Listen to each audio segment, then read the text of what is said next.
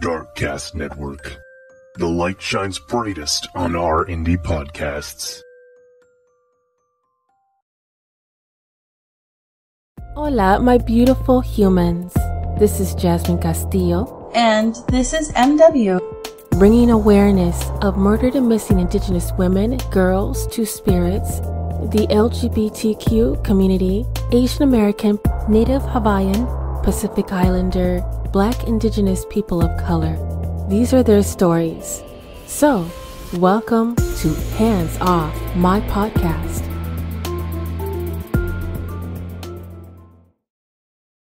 On the evening of April 6, 2022, Adolfo Jimenez Vega, who was 41 at the time, was found shot on the driveway of a California city home on Bancroft Court. He died 18 minutes later. On that same day of his death, early in the morning, his mother, Antonia Vega, spoke with Adolfo and had agreed to open up her home so he could turn his life around. He agreed to, but he never came back. This is Adolfo's story and injustice on his killing.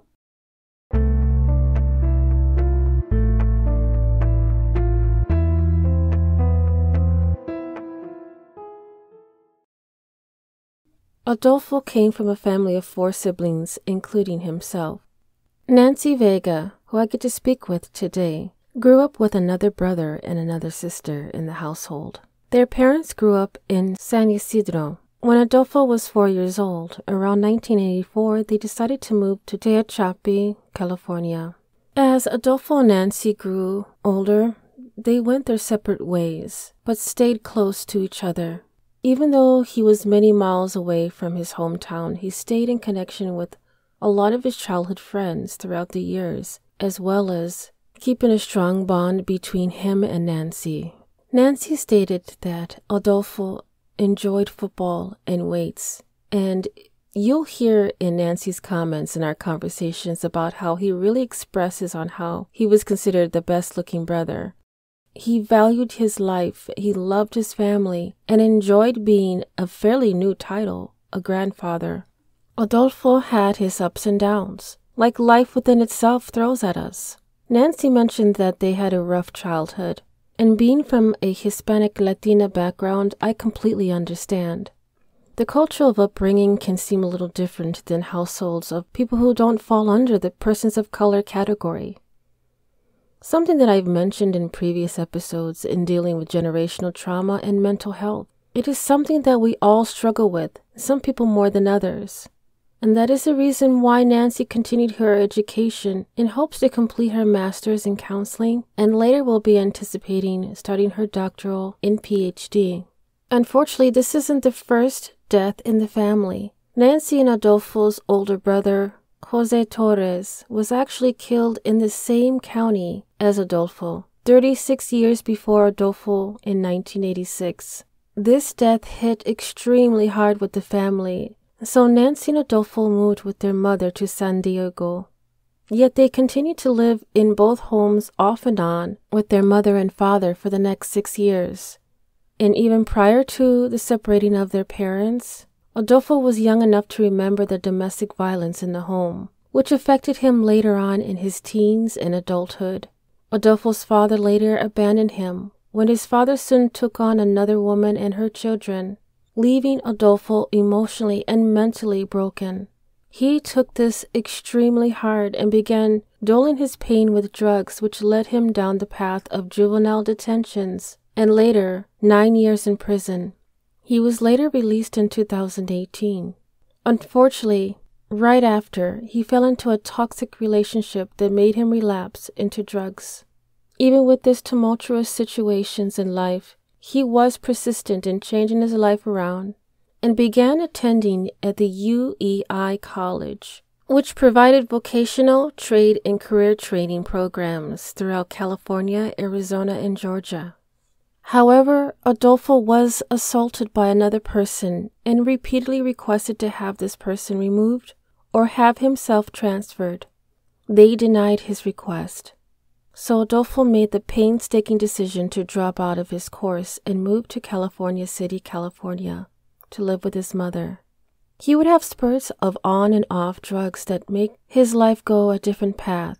When there were moments when he was struggling, his older brother would constantly dispute his habits on what he was going to do with his life if he continued this way. He decided to make a decision to be a transient in early 2022 because drugs were in his life and his mother prohibited them in the home. I had an extremely emotional conversation with Nancy Vega. Even though there are hints of laughter here and there, underneath that laughter is a quivering voice of pain. She has been fighting for her brother's justice since April of this year.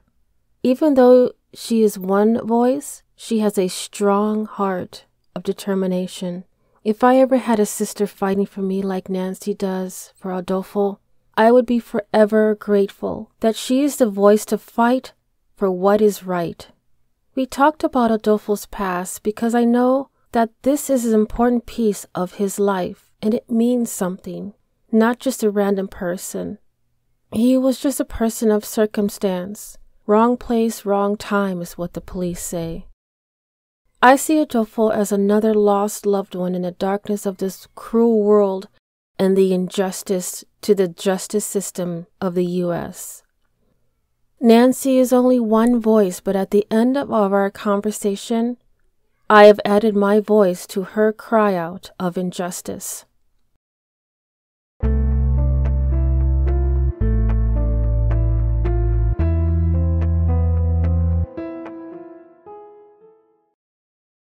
I wanted to thank you, Nancy, for talking with me because to have everyone informed and also to give recognition to Adolfo and his story. So I guess one of the first top questions I had was, how would you describe Adolfo? Well, made light of the situation, always was just laughing, always trying to enjoy life. So he was always just a goofball. What is one of the fondest memories, and it's always going to be him saying, and throughout history of our existence was, I'm the best looking brother. I say, I'm the most handsome. I'm the better looking. It's me and stuff like that. So that's the memory that I'll always have with him. Just remembering him calling me Negra. That's my nickname. It's Negra. And stuff. And just, whenever we talked, he never used Nancy. That's how he would always address me. Hey, Negra, what's up? Hey, Negra, what you're doing? And it's like, okay.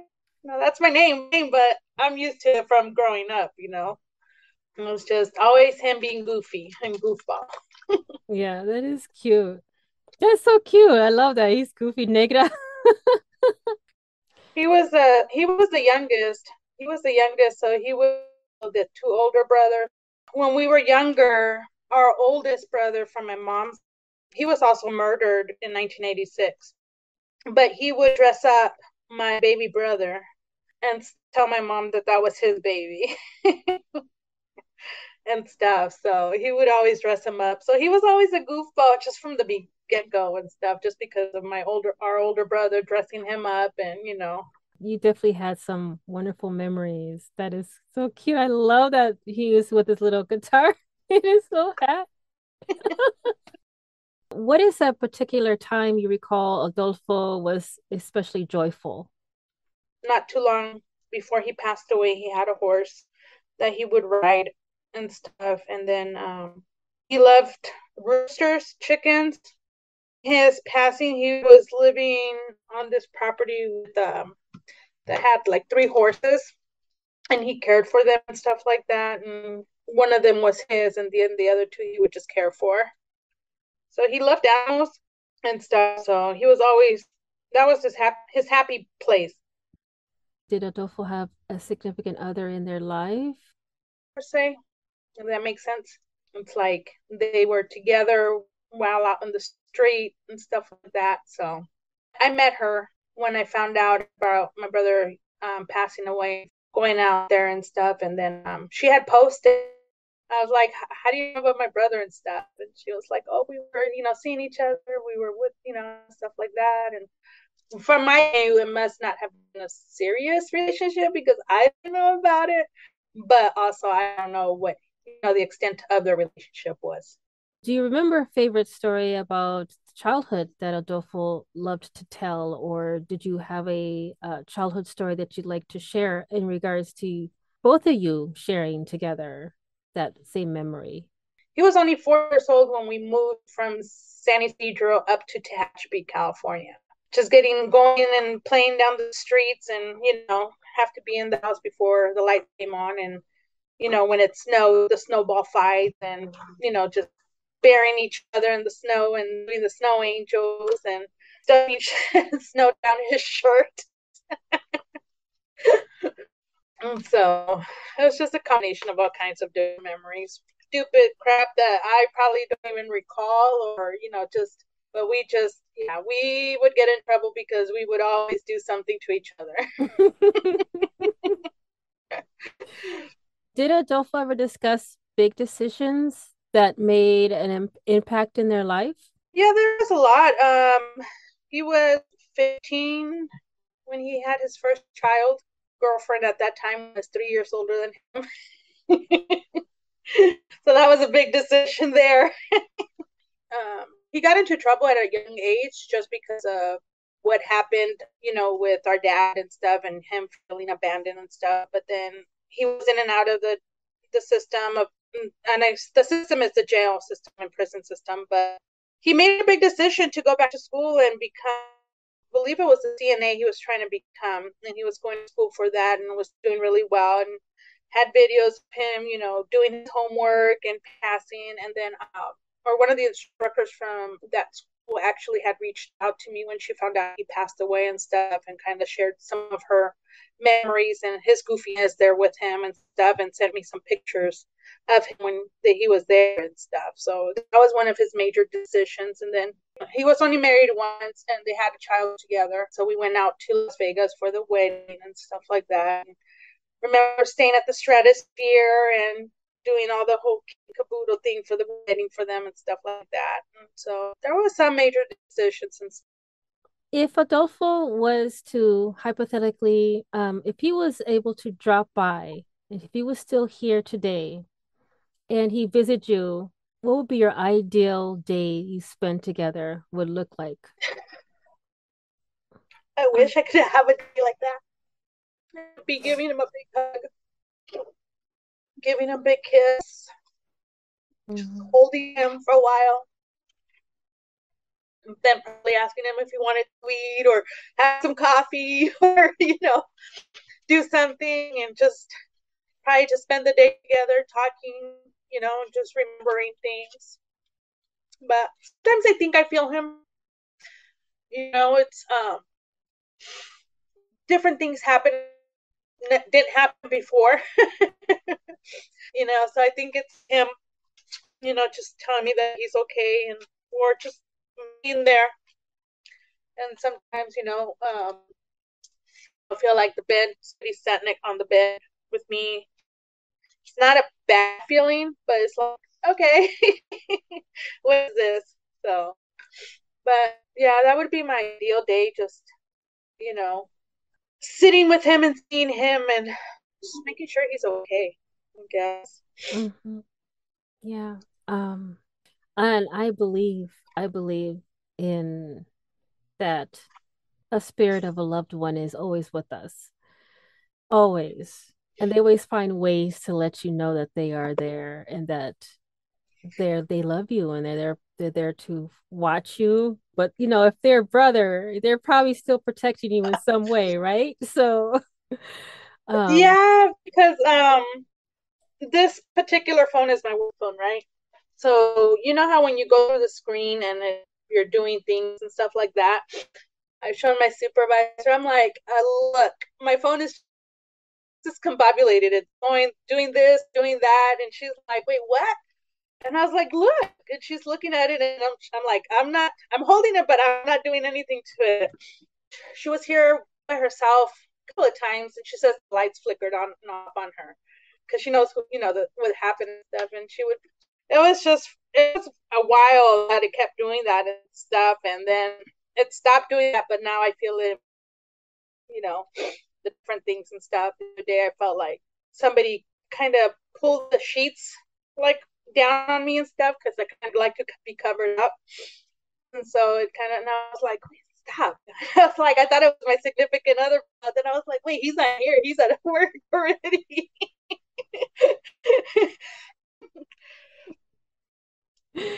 Oh man. Wow. He just finds every way to still let you know that he's still with you.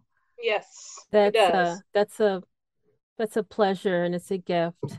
He loves you enough to mess with you pretty much. Like, oh, did you forget me? No, I'm still here. Um, I'm still here. I can't forget him.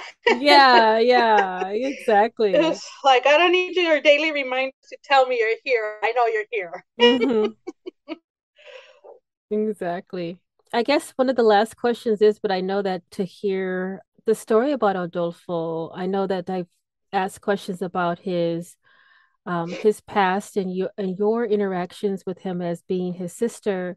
It's such a bittersweet, but I would love for you to share as much as you can in regards to what had led up to the point of his passing. April will not be the same because April 16th is my birthday. It wasn't a good month per se, right? To celebrate anything like that, because then we buried him on August 27th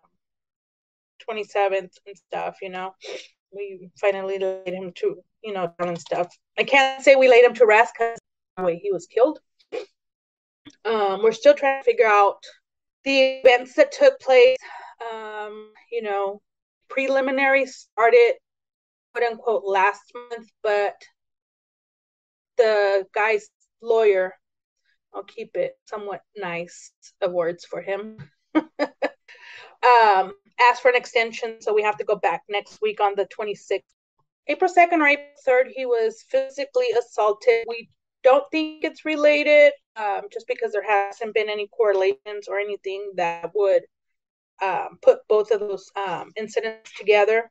As you saw in that one video that he was in the hospital, he had his arm broken, his left arm broken. They only had a split because there was an open abrasion in his arm. And then he had stitches. I think it was 3 stitches because they had cut open his head with golf club. And then on April 5th, my mom and my brother were notified that he was actually in the hospital because we didn't know that he was in the hospital. So brother had messaged me saying that, I'm the investigator, I guess, or the nosy person, whatever you want to call it. And I'm asking a billion and one questions. What happened? When did this happen? Stuff like that. He's like, I don't know. Hold on. We're going to the hospital. From one area, he was walking towards the other area. Near that pizza joint in the field, he got jumped by 2 or 3 people and stuff. One was younger than him. One was an older man and stuff. They got the golf club. Because my brother, he knew how to fight. So it still took him 2 people with weapons to bring him down, And they got the golf club, and then they tried to shoot him with some type of, I don't know if it was a real gun, a BB gun, what it was, but they tried to shoot him at that time too. I don't know how he got away from that situation, but a lady that he says that she witnessed the whole event. And then on April 5th, my brother and my mom went and picked him up. They went back home. I'm not sure where he was between the night of April 5th to the morning of April 6th, but on April 6th, he came back home to mom's house. He showered, made some phone calls, did his thing there. Him and my mom had a conversation and stuff, and ready to come back home and stuff like that. So they had agreed that, he would be back. He was going to go grab his stuff and whatnot. My mom dropped him off a couple blocks down the street from her house and stuff like that. And then from there, she didn't know what happened or anything like that because she waited up for him. The police had her door and told her that he was somewhere that he shouldn't have been. Claimed him right there and then. I don't know exactly what time the notification was because when I got called, it was almost 11 p.m. my brother called me and stuff and told me that, he was like, Nancy. And I was like, what's wrong? And he goes, Adolfo's dead. And I was like, wait, what? And I just kept repeating that. And he's like, yeah, he's dead. He's dead. And I was like, what? Where? What? They were waiting for the notification before removing my brother's body from the scene. She just told me that he had been killed, and couldn't give me no further information. I think out of the whole department, I think that dispatcher was the only one that was quote unquote nice or had good bedside manners. She told me the detective's name that was in charge. That's the same detective my brother mentions that harassed him. While I was talking to her and she was getting my information, she did notify me that the coroner was that they had put my brother's body in transporting him, and they were taking him to Bakersfield, California. So as I was talking to her, I was relaying messages to my brother and stuff like that. So he was trying to drive around town to see what was happening, because just down the street from him, I guess there's another situation happening where there was an ambulance and fire truck, whatnot, and stuff. So he thought it was at that home that he was killed at and stuff. So then I started looking on Facebook and whatnot the next day and kind of just trying to figure out what happened, because the police never went to my mom's house. The police never talked to my mom. Nobody has ever talked to my mom about the situation that happened. No information. They never went and questioned her on why he would be in that area, if he knew anybody in that. Nobody ever came out, questioned her. Nobody said anything. To this day, that officer never even has spoken to her. Oh, are you serious? Yeah, to this day, that officer has not spoken to her. I think the case was done on a bias part of it, just because, how did they identify my brother? Because I'm assuming the identification of my brother was done by the police officer that my brother mentions that was harassing him. He was just going on and on about this officer and stuff. So I think he's the one that identified him, because my mom did see the body. Nobody saw the body until it was the day of the services. On Thursday, the 7th, I kept waiting for a phone call. My mom called. My mom and my brother had called and left a message for the officer to call them, and stuff like that. To that cop, asked him a couple of questions, and he told me I had an attitude. Like, how do I have an attitude? Somebody that's grieving, trying to process what's happening. Transferred me over to his sergeant. His sergeant at least had bedside manners to have a conversation and, provide his quote unquote deepest condolences, for what happened with my brother and stuff like that. I made a complaint on that officer because of his bedside manners, and just, there was no need to tell me that I hadn't. No need at all. Wasn't disrespecting him and the way I was asking questions and stuff like that. He became defensive when I asked him if he knew or had relation with the person that killed my brother, with the person that the property my brother was killed, and or any association to the other man that had assaulted my brother. I think he just became defensive over that. He kind of laughed and told me that I should believe what the streets are, believe the police officers. And I was like, yeah, no, I'm not going to just believe you just because you're telling me to believe you. And especially after telling me I have an attitude. Come on. The thoughts that go through your head at that moment and stuff. And it's just like, you want to make a change. It's like, have them retrain. I understand that it becomes so mundane for officers or anybody that's in the field of listening, observing, watching these horrible things that happen to people, and it just becomes a routine to them and become, desensitized, no feelings, no nothing. But if it doesn't happen to you, you won't understand it until it does. Mm-hmm. I think a lot of people have that judgment or bias of, well, your brother was this or your brother was that. Yeah, we've never hid what brother was or wasn't. Regardless, he was murdered at the end of the day, and that's what we have to focus on, that why was he murdered? He was murdered in a cowardly way because it was not even a self-defense killing. My brother was walking away. As I shared that news article with you, the guy stated that my brother was walking away when he shot him. So what happened in that moment that you felt you had to make the decision to kill somebody that was walking away from you? And it's like there has to be more to the story, but to really know that we're going to get the answers we want, I don't think so. Because, that coward is going to try and protect himself, from going to prison and whatnot. The only person that can really tell us it's him because, brother's dead. He can't tell his side of the story. I've shared videos of me going over to the home. I didn't go over immediately. I was there Monday. He was killed the Wednesday. I was there the following Monday, and I videotaped the home that he was killed at. And that man said my brother was trying to break into an abandoned home that wasn't even the man's property. That he saw my brother, went and grabbed his gun to confront my brother. So you already had something pre-planned because you went and got your gun. It wasn't hurting any other human being where I could see, him being like, well, I went to defend there's no justification that he can give to say that is a reason why he killed my brother. The officer is Caucasian, right? The man that killed my brother is black. We're brown skinned. But what gets me with that officer and the other sergeant that called me to tell me that his officer did not do anything wrong in the way he spoke to me, and then proceeded to tell me that coward was a pillar of the community. It was just unjustified. For one, the officer or the detective that was handling my brother's case, he already had a history with my brother. So they should have taken him off that and put somebody else that was non-biased.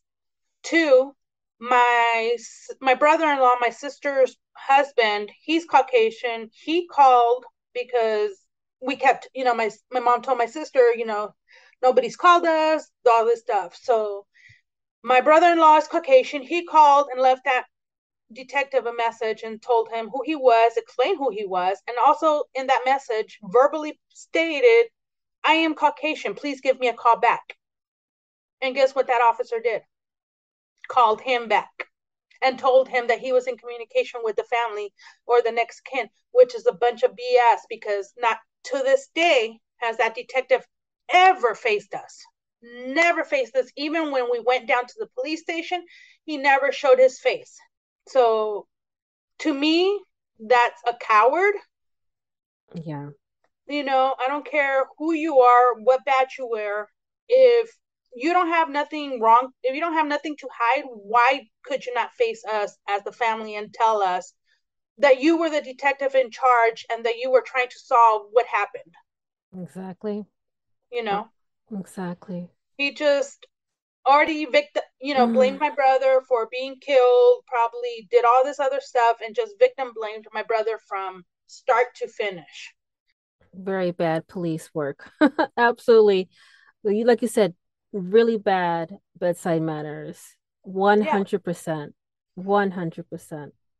And then that other sergeant was like, you need to be careful what you say and stuff like that. I'm like, oh, I only put out what facts I get. I go, I do my research, so I put out facts. I go, I'm not going to just be talking out of my, what. And he said, well, being a small city and stuff and the police that we have, yeah, you have a rotating door of police officers. So first off, let's go there. I go, second off, you don't have a chief of police because he resigned. I wonder why.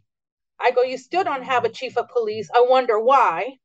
I go, so if that doesn't say volumes of how you police there, then let's bring up, yeah, you may not have a lot of murder or a lot of unsolved murders, but you still have unsolved murders. You have things that are going on that you guys did incorrectly in the investigations of the two Oren boys that went missing, that your city, your town officers were to investigate correctly and did not investigate correctly. It's a small town, so you can't tell me it's like a big city where, yeah, there's a lot of suspects or a lot of places to do or hide or whatever. It's a small freaking town. half those homes are abandoned and boarded up. So don't tell me that you cannot figure out what the heck happened to all these unsolved murders or all these other cases. Not Yeah. proper, not wearing the gloves, not identifying all the evidence, probably automatically assuming, oh, this is just a family dispute, when it comes to find out that they literally trampled over all this evidence and it became later on down the road hypothetically a homicide or something else, and they'll clam it up to, oh, it's a suicide, knowing that the and I mean you can literally see all the evidence on the body and they're like, oh, we'll just mark it up as that. And it's, I've seen it so many times.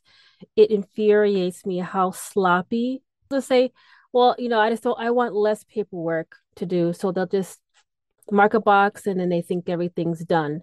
Knowing, Exactly. thinking that the family is just going to sit there and take whatever they feed them. I'm sorry. No, no, no, no, no. Not Yeah, Nancy, not Negra.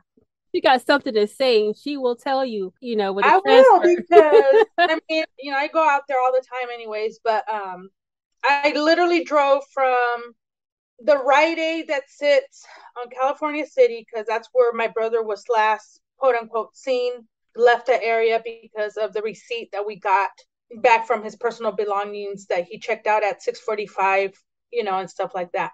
So to walk from that Rite Aid to that house where he was killed would have taken him anywhere approximately from 18 to 20 minutes. So he left at 6:45 p.m.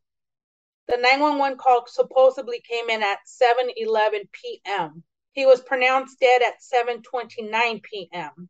So what happened between 6:45 p.m. and 7:11 p.m.? Because for him to be there just a few minutes and already be confronted and killed or whatever, I mean, I can go every which way possible with the scenarios and stuff, but I'm trying to stay with the facts and stuff, not trying to, let my mind go, well, this or this or that and stuff like that. It's like, but how can we not let our imaginations go when nobody has taught to us and told us anything? Right. Yeah. So, Yeah, my mind is already going like, was somebody actually following him out of Rite Aid? right? Did someone know his schedule? Did someone, Or was it that guy? He picked him up from Rite Aid and took him over yeah. there and then said, made up whatever story he wanted to make up. Yeah, so my mind is going like, if you can stop right where you're thinking, and I might pick up right where you're thinking, Yeah, and be like, I don't care. My mind will be going like, well, what about this? Well, what about this? What about yeah, this? Because it's like you have more questions than answers to yeah, your exactly. question. Because when I've brought up the receipt, every time I've brought up the receipt, it's like, wait, what? And it's like, wait, what? You don't know that this happened? He had a receipt that wasn't documented. This time was not documented for you guys to go back to that Rite Aid and get the damn video cameras, recordings. It's like, if you did not do that, then that was really bad police work, because we should have known if he was walking or if he was picked up by somebody. Right. In a lot of those places, the CCTVs, they hold them for 30 days and then they delete them. So Mm-hmm. I'm not saying it that this is the scenario, but I've seen it, I've read it, I've heard of it time and time again. They'll wait at the 31-day mark to Yep. request a video that's been re-recorded over. And Mm-hmm. I'm like, you knew what you were doing. Yep. And that infuriates me even more. I swear, I'm gonna be going all ballistic over here, yelling outside of my house. People are like, oh, there goes Jasmine again. No, nothing new. Nothing Yeah, new. no, definitely. I mean, I agree with you, because, that coward was supposed to be arraigned on that Friday, because on April 6th, he was killed, right? They got his confession or whatever they did with him at that moment. I wish I could hear the interrogation interview. I think April 6th was a Wednesday. Thursday, he was arrested. Yes, April 6th was a Wednesday. Thursday, he was arrested in the morning, officially arrested. Friday, he was bailed out or released from jail, because at that moment, the district attorney, I want to say rejected, but due to what was on the report. So the report wasn't correctly completed or whatever, because they asked for California City Police Department to go back and investigate further and then resubmit the police report. So again, here we go back to my original point. There was a lot of bias and a lot of non-policing being done, because if you did your job correctly the first time, the district attorney would not have told you or rejected that report. Since then, that coward has not been in jail, because every time he has bailed out, he sold his house. I had posted that on TikTok, that he was selling his house. Somebody reported me to TikTok for harassment. And I was like, how am I harassing? I'm just reporting actual facts. And this is my opinion, my statement. It's a freedom of speech. I can say what I want to say. I'm not down talking this person, that I'm not degrading him in any shape or form besides calling him a coward. I'm not saying anything about his wife, his current wife. I'm not saying anything about anybody, but stating the facts that this person's house is being sold. And it's sold quickly. I mean, quickly.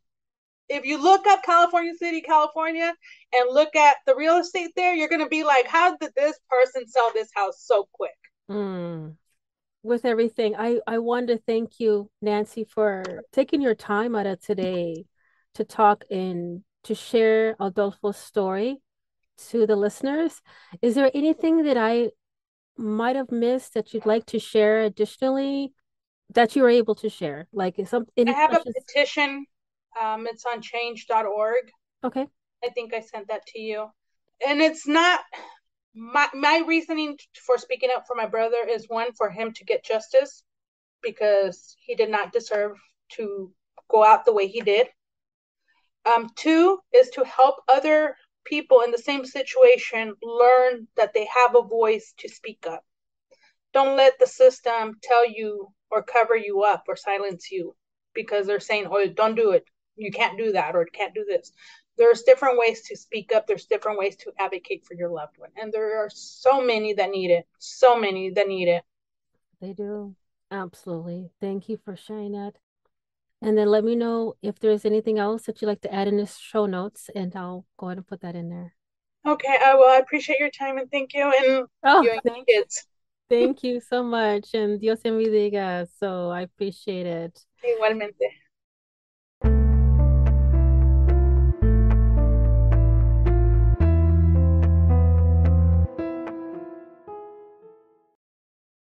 If you try to look up Adolfo, you only see a few articles. Why is that the family has to pick up the pieces after a person completely shatters their whole world? And what's with these games that are being played with the justice system and the law enforcement? We are all aware that there is something wrong and how a life of a family member or a loved one is swept under the rug. California City Police Department, do better.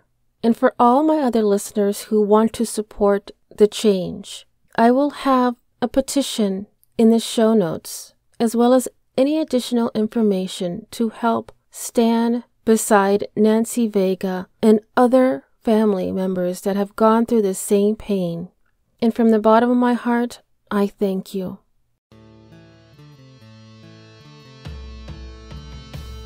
Thank you for listening to Hands Off My Podcast.